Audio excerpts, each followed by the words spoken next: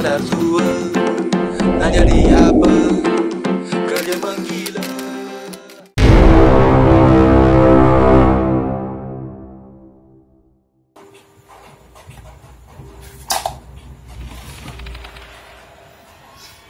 Assalamualaikum warahmatullahi wabarakatuh. Salam sejahtera bagi kita semua. Kembali lagi di Ngopi Lo Cherish. Kali ini saya tidak bersama partner saya, tapi ada sesuatu yang ingin saya bahas. Ya, semakin malam semakin nyaur, semakin malam makin nyaur. Tapi sebenarnya saya bukan mau ngaur sih. Oh, nyetrum ya. Sebenarnya kali ini saya bukannya mau ngaur, bukannya mau gimana ya. Sekarang saya mau membagikan sedikit informasi tentang horor. Ya. Oke. Saya dalam malam ini, semakin malam ini, saya sangat tertarik sekali ya dengan bercerita sedikit tentang kuntilanak. Oke, akan saya jelasin. Kuntilanak dalam bahasa Melayu Pontianak atau Puntiana, atau sering disingkat Kunti, adalah hantu yang dipercaya berasal dari perempuan hamil yang meninggal dunia atau wanita yang meninggal karena melahirkan dan anak tersebut belum sempat lahir. Nama Pontianak merupakan singkatan dari perempuan mati beranak. Mitos ini mirip dengan mitos hantu Ling Shirwengi yang dikenal di Asia Tenggara, terutama di Nusantara. Mitos hantu kuntilanak sejak dahulu juga telah menjadi mitos di Nusantara, terutama di kota saya, kota tercinta. Asal sebut nama Pontianak, kuntilanak. Kau tinggal di mana? Saya tinggal di Pontianak. Oh, banyak kuntilanak tu. Benar semua hati aku. Padahal di sini kota besar, terang benderang. Kafe reformasi ramai, apalagi tempat saya nyantai di HR paling ramai, na'udzubillah. Tak ada tuh yang nama kuntilanak. Oke. Sekarang kita fokus. Di ruangan yang saya sekarang ini tidak ada green screen, biar ada kesan-kesan yang sedikit horor, karena yang di depan monitor saya ini bikin saya menakutkan. Tapi semenakutkan bentuk kuntilanak, lebih takut lagi kalau di sama ya apapun itu, terserah apapun yang Anda pikirkan. Kita lanjut. Kota Pontianak mendapat namanya karena konon Sultan Abdurrahman Al-Qadri, pendiri Kesultanan Pontianak, diganggu hantu ketika akan menentukan tempat pendirian istana. Jadi sedikit aku terangin, sebenarnya nggak tahu ya ini benar atau tidak. Ini kan konon katanya mitos, tapi yang jelas-jelasnya ada berbagai macam versi. Contoh ada konten yang menjelaskan tentang Pontianak, itu ada di podcast dengan Bang Nur Iskandar ya. Ada di Rumah Sultan, itu penjelasannya termasuk lengkap, ada sekitar 4 part. Tapi di sini saya mendapatkan mitos kata orang bahwa Pontianak ini dulu banyak kuntilanak. Jadi Sultan Abdurrahman Al-Qadri datang ke Pontianak itu ingin mendirikan sebuah istana, dia diganggu kuntilanak. Cara mengusirnya itu menggunakan meriam. Itu mitos dan kita belum tahu benar tidak, Allahu a'lam. Kita lanjut. Umumnya kuntilanak digambarkan sebagai wanita cantik, berambut panjang dan berbaju panjang warna putih. Ya, hal yang menakutkan zaman dulu itu berbaju panjang, berlengan panjang. Tapi menurutku itu yang lebih menakutkan lagi ketika kita bawa motor lewat jalan Budi Karya, itu ada yang pakai baju cuma tank topan, celananya pendek. Itu menurutku menakutkan sih, kayak memancing sebuah hal yang kemaksiatan. Iya. Oke, kita lanjut. Iya.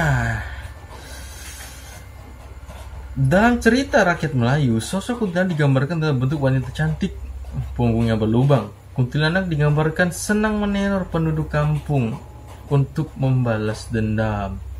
Kuntilanak sewaktu-waktu muncul pada bulan purnama. Waduh, nggak ada bulan lain ke? Dan selalu diiringi harum bunga Kamboja. Wah, ini kalau istilah kisah cinta Melayu ya, kisah cinta bukan cinta Melayu, kisah-kisah cinta harum wangimu seperti bunga kamboja. Pertanyaannya bunga kamboja itu kayak gimana sih? Kayak gini kah? Aku juga bingung sih bunga kamboja. Biasanya orang kalau sekarang ya, saya tahu milenial sekarang, wangi-wangi bau itu seperti bunga mawar, bunga ya seperti itulah. Mohon maaf agak sedikit merinding, tapi kita akan sedikit fokus sekarang. Nggak ada kru di sini. Ya ada sih kameramen. Ya, kita bakal lanjut lagi. Dalam cerita seram dan film horor televisi Malaysia, kuntilanak digambarkan membunuh mangsa dengan cara menghisap darah di bagian tengkuk seperti vampir. Oh, jadi kalau misal di Cina, di mana gitu, dia itu kayak vampir ya. Vampir itu kan kalau dikasih flat tulisan-tulisan gitu langsung diam, langsung senyap gitu kan. Wih, beneran nih. Tapi kenyataannya Indonesia itu gak mau kalah yo. Kau punya apa? Kau punya vampir. Oke, aku punya kuntilanak. Wah, laga-lagaan mula, astagfirullah. Kita lanjut. Agak berbeda dengan gambaran menurut tradisi Melayu. Kuntilanak menurut tradisi Melayu Sunda tidak memiliki lubang di punggung. Yang jenis yang memiliki lubang di punggung sebagaimana deskripsi di atas tersebut adalah sundel bolong. Kuntilanak konon juga menyukai pohon tertentu sebagai pohon tempat bersemayam. Jadi kalau kalian yang suka nyantai di pohon,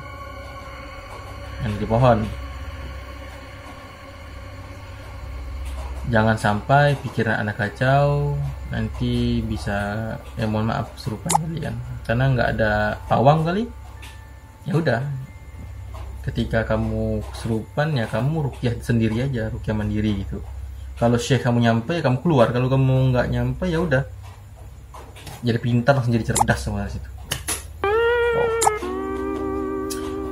Oke, kita bakal lanjut. Berdasarkan kepercayaan di tradisi masyarakat Jawa, kuntilanak tidak akan mengganggu wanita hamil. Bila wanita tersebut membawa paku, pisau, gunting bila bepergian kemana-mana saja.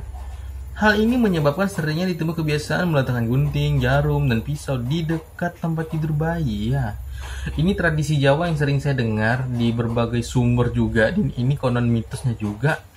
Pisau, gunting, dan benda-benda intinya itu benda-benda tajam bisa untuk penangkal dari makhluk halus yang berbentuknya seperti itu gitu kan. Saya nggak tahu nih kalau kita berpergian kemana-mana sih biasanya ya bawa kunci, bawa rantai mungkin bisa digunakan kali. Atau bawa gear yang dicampurkan dengan rantai gitu kan, kayak anak-anak STM. Ya bisa jadi sih sampai-sampai mereka tawuran gitu kuntilanak nggak ada di situ. Kalau ada kan mungkin mereka kena bantai tuh. Itu rekomendasi yang bagus sih kalau pakai rantai, pakai gear. Karena benda itu nggak tajam tapi menyakitkan. Oh, psikopat. Kita lanjut. Menurut kepercayaan masyarakat Melayu, benda tajam seperti paku bisa menangkal serangan kuntilanak. Ketika kuntilanak menyerang, paku ditancapkan di lubang. Ya boro-boro amat sih, mau nyucukkan di tengkuk, di kepala. Lihat wajahnya aja seram menakutkan. Lari. Syukur-syukur kalau lari itu dapat. Biasanya orang ketika ada hal yang seperti itu, lari nggak bisa, gerak nggak bisa, kayak kita nih terkejut. Apa ya, diam senyap gitu. Tapi ya udah, itu berdasarkan kepercayaan mereka dan kita harus hargai. Contoh, saya punya pengalaman, saya masuk ke kampung orang, misalnya orang tersebut bilang ketika melihat dalam benda itu bentuknya seperti binatang ataupun apapun itu, kita harus menghargai tradisi orang di tempat tersebut. Jangan sampai nggak menghargai. Karena kita nggak tahu ya daerah tersebut memiliki pamalinya apa. Walaupun kita memiliki kepercayaan dalam agama kita, itu kita percaya kepada Allah ya. Kita tetap percaya dengan keagamaan kita, tapi kita juga harus percaya terhadap tradisi daerah setempat. Itu intinya. Biar lebih aman sih, jaga ya. Oke. Di dalam kepercayaan agama Samawi, Islam, Nasrani, dan Yahudi, kita lanjut ya. Kuntilanak termasuk golongan jin kafir atau syaitan. Di dalam Islam, kuntilanak termasuk golongan jin dari jenis hafaf. Jin yang suka mengganggu dan menakut-nakuti manusia dan arwah. Jin yang mengaku sebagai orang yang telah tiada. Ya, untuk rujukan sih, mohon maaf sih. Sebenarnya orang kalau udah meninggal itu pasti kembali ke asal. ya tidak ada yang bergentayangan tuh, tidak ada. Kalau menurutku sih, dalam kita nanya-nanya, sharing-sharing itu, yang tiba-tiba kesurupan, tiba-tiba mengaku-ngaku bahwa itu adalah kita, itu adalah, yakinlah itu adalah jin korin ataupun itulah jin kafir yang ingin menyesat-nyesatnya. Jangan terlalu percaya dengan hal tersebut, tapi kita harus percaya bahwa jin itu ada. Bijak pula aku ini, rasa aku tak bijak. Tapi pada dasarnya sih sebenarnya mau apapun itu bentuknya, hantu kah, jin kah, percaya aja bahwa itu ada ya. Misalnya kita merasakan di situ ada, ya udah percaya bahwa itu memang ada gitu. Karena percaya juga sih di ghosting itu nggak enak, karena kita tidak merasakan hal sesuatu tiba-tiba muncul dan itu menyakitkan gitu. Kenapa bisa menyakitkan? Karena itu menyakitkan dan mengingat kepada masa lalu. Bahas apa sih? Oke, saya nggak mau bahas yang panjang-panjang lebar. Ini adalah Ngopil Stories yang bahasnya agak sedikit horor. Mudah-mudahan sebelum tidur baca bismillah. Kalau kamu tidak baca bismillah atau baca doa menurut agama keyakinan Anda masing-masing, kalau tidak baca doa, lihat depan Anda, pandang ke atas, pandang ke dek dinding Anda. Di situ ada saya.